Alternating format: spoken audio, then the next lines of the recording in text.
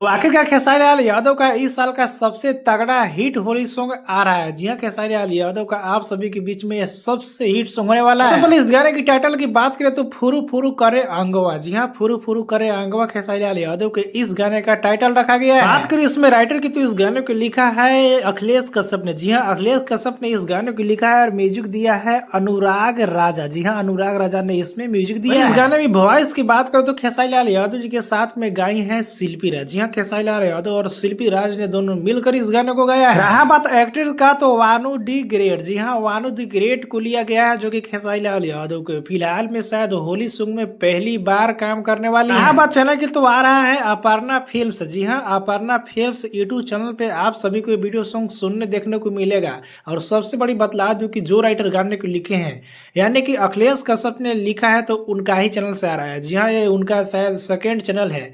Annapurna film जो सबसे बड़ा जो फर्स्ट उनका चैनल है उससे नहीं आ रहा है बल्कि इस चैनल से आ रहा है। बात हिट का तो हिट हम इस गाने को इसलिए ज्यादा बता रहे हैं क्योंकि अखिलेश कश्यप जब भी खेसारी लाल यादव को गाने के देते हैं तो ज्यादा चांस होता है कि गाना हिट होता है और इसमें अहम भूमिका उनका होता है गाने को हिट कराने में।